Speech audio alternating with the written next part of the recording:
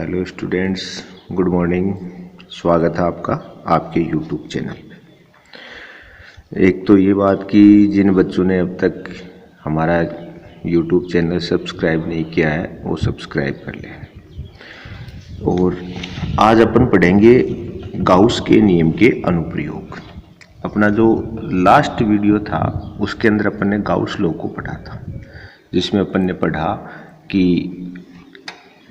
किसी भी बंद पृष्ठ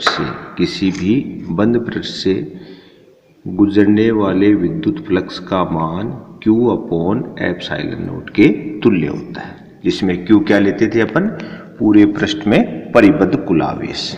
ठीक है, ऐसा अपन ने पढ़ा। उसमें ये भी पढ़ा था कि गाउस ने कहा था कि गाउसीय पृष्ठ की कल्पना करो और पृष्ठ बंद होना चाहिए, पृष्ठ कैसा लेना है इसके लिए आप इच्छुक थे। ये सब अपन ने उसमें पढ़ा।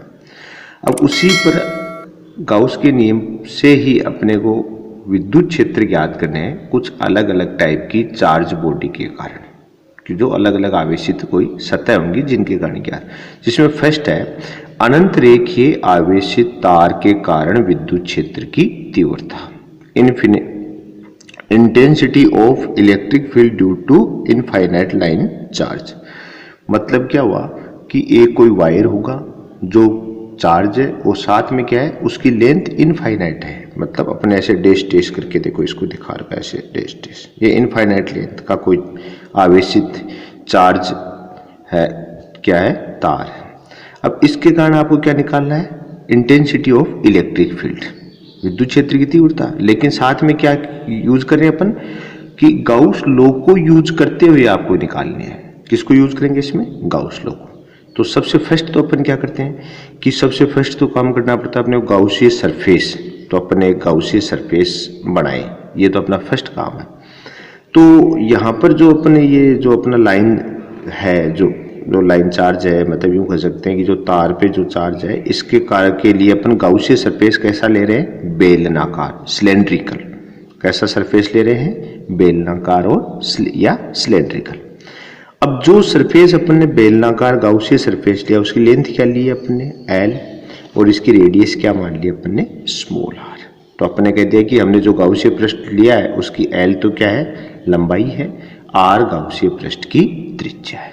ठीक है, अब ये तो फिक्स है कि गाउस का लॉ यूज करना है, तो सबसे पहले तो गाउसीय पृष्ठ लेना पड़ेगा। तो यहाँ पर अपन ने पृष्ठ क्या लिया, बेलनाकार।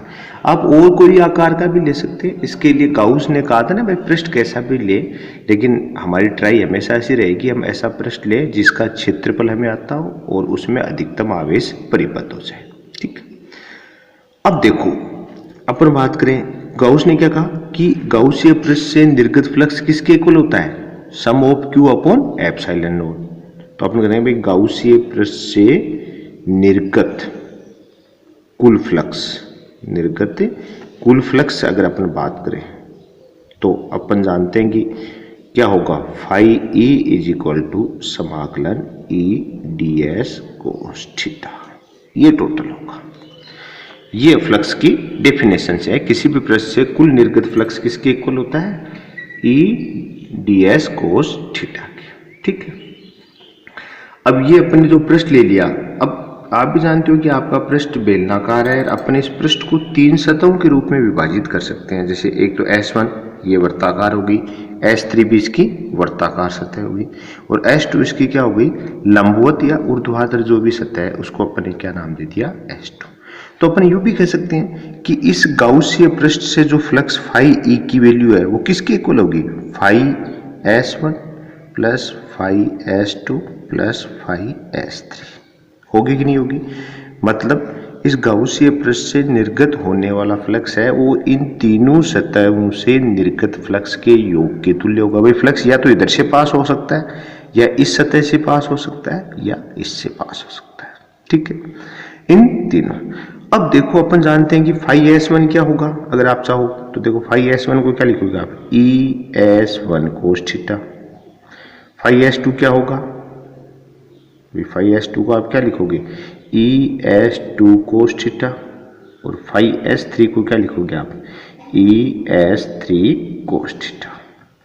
क्यों, क्योंकि अपने फ्लक्स का फॉर्मूला है। मतलब थीटा आपको इन तीनों सरफेस पे चाहिए, S1 पे भी चाहिए, S2 पे भी और S3 पर भी। किसके बीच में? विद्युत क्षेत्र और क्षेत्र में। तो सबसे पहले अपन विद्युत क्षेत्र की दिशा निकालें। देखो विद्युत क्षेत्र की दिशा क्या होगी, विद्युत क्षेत्र की दिशा अपन ज्ञात करना सीखें। तो देखो दिशा कैसे निकाला। जैसे ये आपका इनफाइनाइट लेंथ का वायर है, ठीक, आपने इसको पॉजिटिव चार्ज से आपने मान रखा है, पहली बात, ठीक है। इसके यहाँ से अपन कोई भी r डिस्टेंस ले लें, यहाँ पर कोई पॉइंट P है। अब इससे समान डिस्टेंस के ऊपर एक अल्पांश ले लो, एक अल्पांश नीचे ले लो, दोनों पे। मान लो ये भी कोई dl का है और ये भी कोई अपने dl लंबाई के दो अल्पांश ले लें। अब बिंदु P पर अगर अपने इस अल्पांश के कारण विद्युत क्षेत्र की बात करें तो यहाँ पर कोई ना कोई dq चार्ज तो होगा इस अल्पांश पर। तो प्लस के कारण इलेक्ट्रिक फील्ड क्या होता है, विद्युत क्षेत्र बाहर की ओर, तो इस कारण इसके ऐसे बाहर की ओर हो जाएगा, इन दोनों के बीच की दूरी के अनुदिश बाहर की ओर। ऐसे इस इधर वाले फ्रैक्शन dq के कारण अगर अपन बात करें तो इसके कारण भी विद्युत क्षेत्र क्या होगा, बिंदु P पर ऐसे बाहर की ओर।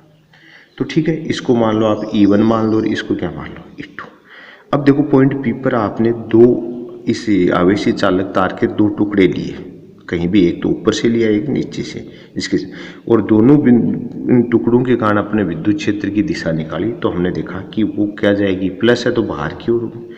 अब बिंदु P पर देखो E1 और E2, मतलब ये दोनों पर्टिकुलर x या y में न होकर तल में है, तो यहाँ पर वही काम अपन एक्स वाई तल बना सकते हैं। इसको x मान लो, इसको क्या मान लो भाई। तो ये यहाँ पर क्या होगा, कोई थीटा एंगल है इसका x एक्स से, तो जिससे थीटा कोण होता है उधर कौन सा फ्रैक्शन होता है, कोस थीटा। अपन पहले वीडियो में चर्चा कर चुके। तो इधर इसकी वैल्यू क्या होगी, E2 कोस थीटा, और इधर क्या हो जाएगी, E2 साइन थीटा। दूसरा ऐसे आप इसको देखो, E1 को भी आप ऐसे एक्स वाई में ड्रॉ कर सकते हो। तो ये कोई थीटा पर है, तो इधर इसकी वैल्यू क्या हो जाएगी, E1 कोस थीटा, तो इधर क्या हो जाएगी, E1 साइन थीटा। मतलब आपने इन दोनों फ्रैक्शन से एक चीज क्लियर देखी कि जो कोस थीटा फ्रैक्शन है वो तो एक्स एक्स के अकॉर्डिंग आ रहे हैं, इसके अनुदिश आ रहे हैं, और जो साइन थीटा है वो एक लंबवत आ रहे हैं वाई एक्स में, एक दूसरे के उल्टे, ठीक है। तो यहां से अपने को पता है कि ये दोनों एक दूसरे को निरस्त करेंगे, ठीक है। अगर वैल्यू इक्वल है तो एकदम जीरो हो जाएंगे। अब आप भी जानते हो कि आपने इसके सेंटर पॉइंट से बिंदु P पर बात करें तो सेंटर पॉइंट से ऊपर वाला जो भी पॉजिटिव चार्ज है उसके कारण तो E2 कोस थीटा, तो एक्स एक्स के अनुदिश और E2 sine theta Y x के अनुदिश। ऐसे इसके नीचे वाला है जो, उसके कारण जो विद्युत क्षेत्र है उसके कारण क्या होगा कि वो क्या होगा, इधर तो कोस थीटा और इधर क्या आ जाएगा, साइन थीटा। अब देखो आप, ये जो साइन थीटा घटक निरस्त हो जाएंगे और कोस थीटा क्या हो जाएंगे, जुड़ जाएंगे। तो आप कह सकते हो कि परिणामी, यहाँ पे वैल्यू नहीं निकालनी, दिशा निकालनी है, तो अपन कह सकते हैं परिणामी विद्युत क्षेत्र की दिशा क्या होगी, एक्स एक्स के अनुदिश हुई कि नहीं हुई, मतलब इस कंडीशन। अगर ऐसा है तो आप इसमें देखो, अब आपके इधर आपने जो ये लिया है, ये देखो प्लस है, इस प्लस के कारण विद्युत क्षेत्र डायरेक्शन इधर होगी। अभी आपने फाइनल किया है सब जगह। तो S2 पर आपका विद्युत क्षेत्र हुआ बाहर की ओर। अच्छा, S2 ये जो आपका क्षेत्रफल है पूरा इतना ऊर्ध्वाधर ये क्षेत्रफल है, इसकी डायरेक्शन क्या है, विद्युत क्षेत्र की तो आपने निकाल ही लेंगे, क्षेत्रफल की डायरेक्शन क्या है, वो भी हमेशा पृष्ठ के क्या होती है, लंबवत। तो इधर ही आपका कोण हो गया S2। तो यहाँ पे थीटा की वैल्यू क्या आ गई, 0 डिग्री। क्यों, क्योंकि विद्युत क्षेत्र और क्षेत्रफल दोनों समान दिशा में है, ठीक है। अब S1 पर आओ आप, विद्युत क्षेत्र कैसे होगा, विद्युत क्षेत्र तो इधर ही होना है, और आप भी जानते हो S1 क्षेत्रफल कौन है, ये वर्ताकार क्षेत्रफल है। तो इसके लंबवत क्या हुआ, ये, तो इस कारण ये इसकी S1 हो गया इधर। तो यहाँ पे थीटा इज इक्वल टू कितना आ जाएगा, 90 डिग्री। विद्युत क्षेत्र और क्षेत्रफल एक दूसरे के लंबवत है। ऐसे देखो आप इधर S3 वाले पोल कि S3 मतलब ये पृष्ठ, इस पृष्ठ के कारण तो क्या आएगा, इसके लंबवत इधर S3, और विद्युत क्षेत्र क्या होना है, अभी निकाला अपन ने इस डायरेक्शन में, तो ये आपका इधर हो गया विद्युत क्षेत्र। तो इन दोनों के बीच में थीटा की वैल्यू क्या आ गई, 90 डिग्री। अब देखो यहां से अपन ने विद्युत क्षेत्र और क्षेत्रफल से एक चीज क्लियर की कि S1 और S3 पर तो कोण की वैल्यू क्या आ रही है, 90। देखो ये S1 पर 90 और S3 पर 90, और S2 पर वैल्यू क्या आ रही है, 0 डिग्री। ठीक है, तो अगर अपन बात करें तो अपन कह सकते हैं, देखो गाउसीय पृष्ठ से निर्गत फ्लक्स, तो देखो अब क्लियर हो जाएगा। अपने कह दिया भाई phi A is equal to phi S1 plus phi S2 plus phi S3। ये इसको ऐसा लिख दूं मैं, समाकलन S1 ई S1 कोस थीटा प्लस समाकलन S2 ई S2 कोस थीटा और प्लस समाकलन ई S3 कोस थीटा। मतलब तीनों का अपन समाकलन कर सकते हैं। पर टोटल यही तो हुआ ना कि इससे गुजरने वाला फ्लक्स क्या होगा, इन S1 सतह, S2 सतह और S3 सतह से निर्गत फ्लक्सों का अपन योग कर लें। अब योग करें तो देखो वैल्यू पुट कर लें। थीटा अपन ने निकाल लिया, अपन ने क्या निकाला है, S1 पर थीटा 90, तो अपन जानते हैं, देखो phi S1 is equal to क्या है, समाकलन ई S1 कोस 0 डिग्री है कि 90 डिग्री, 90 डिग्री है, सॉरी। S1 पर थीटा इज इक्वल टू क्या है, 90 डिग्री, और कोस 90 की वैल्यू क्या होती है, 0। तो अपन कह सकते हैं phi S1 is equal to क्या आ गया, 0। S1 सरफेस से निर्गत फ्लक्स की वैल्यू क्या आ गई, 0 आ गई। ऐसे अगर अपन बात करें फाई S2, तो अपन ने कहा समाकलन S2 ई S2 कोस 0 डिग्री, इस पर 0 डिग्री, तो इज इक्वल कोस 0 डिग्री की वैल्यू क्या होती है, 1। मतलब थीटा बराबर 0 डिग्री लिया, तो आप क्या बोलोगे, phi S2 is equal to समाकलन ई S2, और थर्ड आ गया, ये 1 हो गया, ये अपना 2 हो गया, दूसरा आ गया थर्ड सतह को ना, phi S3 is equal to समाकलन ई S3 कोस 90 डिग्री, वही theta is equal to 90 degree, cos 90 मतलब 0, तो फाई S3 की वैल्यू भी क्या आ गई, 0। ये आपका थर्ड। वो तीनों सरफेस से आपने फ्लक्स कैलकुलेट कर लिया। ठीक है, अब देखो तीनों सरफेस से आपने फ्लक्स कर लिया, तो अपन कहेंगे वही गाउसीय पृष्ठ से परिणामी फ्लक्स, वही समीकरण अपना। तो फ्लक्स क्या हो जाएगा, देखो phi E is equal to 0 plus समाकलन ई S2 प्लस 0, तीनों की वैल्यू अपन ने पुट कर दी। अब जानते हैं अपन, ठीक है, तो अपन कहते हैं phi E is equal to आ गया अपने पास समाकलन ई S2, और यह यूँ कह सकते हो phi E is equal to E into 2 pi R L. क्यों, क्योंकि आपको पता है कि आपने पृष्ठ बेलनाकार माना है, ये पृष्ठ बेलनाकार माना है, तो आप भी जानते हो ये सतह S1 आपकी, ये सतह S2 और ये S3 है, तो इस सरफेस का क्षेत्रफल क्या होगा, 2 पाई आर एल ही तो होगा। इसका पाई आर स्क्वायर, इसका पाई आर स्क्वायर, तो 2 पाई आर एल इसका अपन ने कर लिया। तो ये अपना गाउसीय पृष्ठ से परिणामी जो आपका फ्लक्स है उसकी वैल्यू आ गई।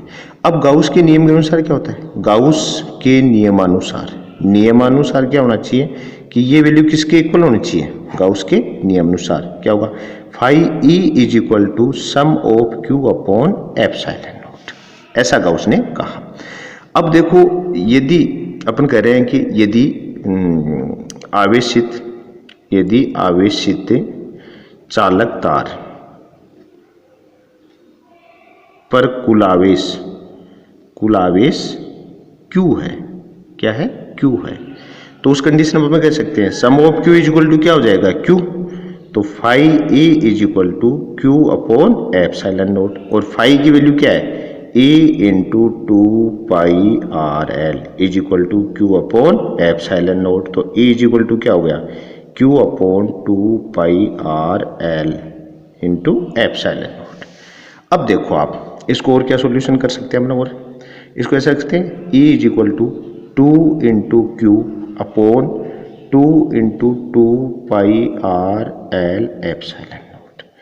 तो अपन जानते हैं Q upon L is equal to क्या हो जाएगा, लेमडा, कौन सा है, रेखीय आवेश घनत्व है, और ये हो जाएगा 1/4πε0 इज इक्वल टू क्या हो जाएगा, K। तो E इज इक्वल टू आ जाएगा देखो 2K लेमडा अपॉन R। देखो 4πε0 K हो जाएगा Q अपॉन L। तो ये आपका विद्युत क्षेत्र की तीव्रता आ गई। ठीक है, दोबारा समझ सकते हो, एक बार देखो आप दोबारा। अपने क्या किया कि गाउस के लॉ के अकॉर्डिंग अपन बात कर रहे हैं कि गाउस के लॉ से अपने को विद्युत क्षेत्र की तीव्रता निकालनी है। तो वो भी किसकी निकालनी है, इन्फिनिटी जो लेंथ का कोई भी चार्ज है, लाइन चार्ज है उसको। ठीक है, तो अपने कोई अनंत लंबाई का कोई रेखीय चालक तार लिया, इसके ऊपर सबसे पहले क्या किया अपने, गाउसीय पृष्ठ की कल्पना करें। गाउसीय पृष्ठ कैसा है, बेलनाकार।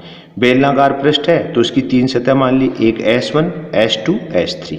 S1 और S3 तो क्या है, वर्ताकार, S2 है ऊर्ध्वाधर। फिर सबसे पहले अपने जानते हैं कि अपने को थीटा कैलकुलेट करना है, किसके बीच में, विद्युत क्षेत्र और क्षेत्रफल। तो अपने फ्लक्स का फॉर्मूला देखा, E D S cos theta, theta तो चाहिए, तो थीटा के लिए अपन क्या करें, सबसे पहले विद्युत क्षेत्र की डायरेक्शन।